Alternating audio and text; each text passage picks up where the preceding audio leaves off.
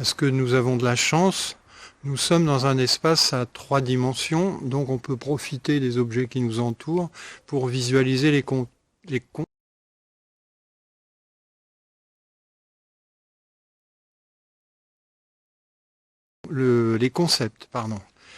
Là, par exemple, j'ai installé 2 râteaux. Vous en voyez un qui est allongé dans l'herbe, étendu dans l'herbe, et l'autre que j'ai emmanché dans ce qui sert normalement à tenir mon parasol.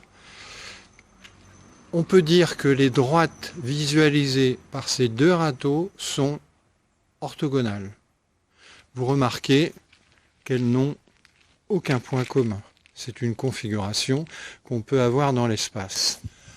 Là, quand on observe la situation, on a encore dans l'espace 2 droites qui sont orthogonales. Je parle toujours des manches de râteau. Mais on peut dire un peu plus, parce qu'en fait, ces 2 droites sont séquentes en un point, et en fait, elles définissent un plan. 2 droites séquentes qui définissent un plan sont tout simplement perpendiculaires dans ce plan. Donc on peut aussi dire que les droites sont perpendiculaires.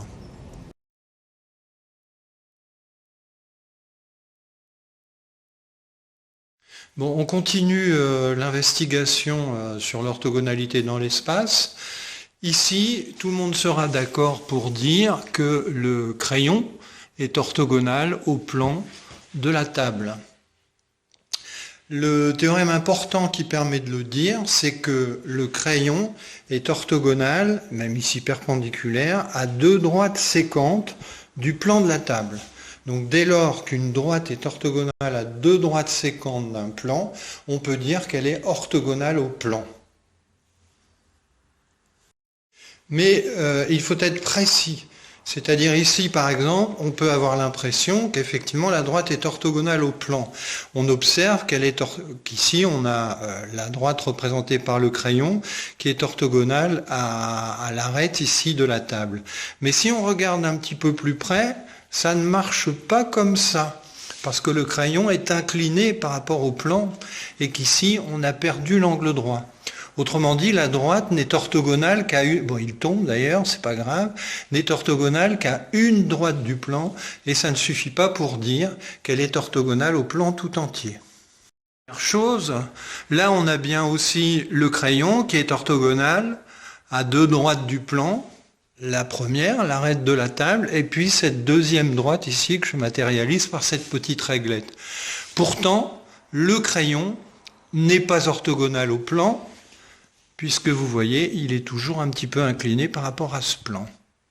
Donc il est important d'avoir 2 droites séquentes pour appliquer le théorème. Une droite est orthogonale à un plan lorsqu'elle est orthogonale à 2 droites séquentes de ce plan. Dernière petite chose importante aussi, quand une droite, cette fois-ci c'est le cas, est orthogonale à un plan, elle est orthogonale à toute droite du plan. Par exemple, je peux affirmer que le crayon vert est orthogonal à ma petite réglette noire. D'ailleurs, quand on descend comme ça, on constate effectivement qu'on a un angle droit. C'est-à-dire, si je déplace le crayon pour arriver à le mettre au niveau de la règle, je vais bien récupérer là-bas des droites perpendiculaires.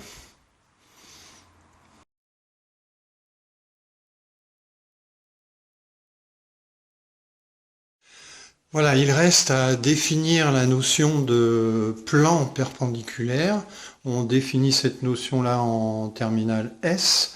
En fait, on travaille avec des vecteurs normaux, c'est-à-dire des vecteurs finalement qui sont orthogonaux au plan. Le plan qui contient mon petit chien est orthogonal en gros au plan du mur qui est derrière, j'ouvre la porte, simplement lorsque les vecteurs normaux sont orthogonaux. Et en général, on traite ceci avec le produit scalaire. Et je dis bien plan perpendiculaire et non pas plan orthogonaux. Alors il y a des petites finesses d'utilisation, si vous ne les maîtrisez pas, c'est pas très grave. Mais je dis plan perpendiculaire, donc celui-là et celui-là, parce que cette fois-ci, je ne peux pas dire que toute droite du plan qui est ici est orthogonale à toute droite du plan qui est là. D'ailleurs, il y a une droite finalement qui pose problème, c'est la droite d'intersection des deux plans. On peut pas, elle appartient à chacun des plans, on peut pas dire qu'elle est orthogonale à elle-même. Donc à chaque fois qu'on n'a pas cette propriété, on préfère dire perpendiculaire. Bon, c'est un peu compliqué, mais c'est le vocabulaire qu'on emploie. Voilà, c'est tout pour aujourd'hui.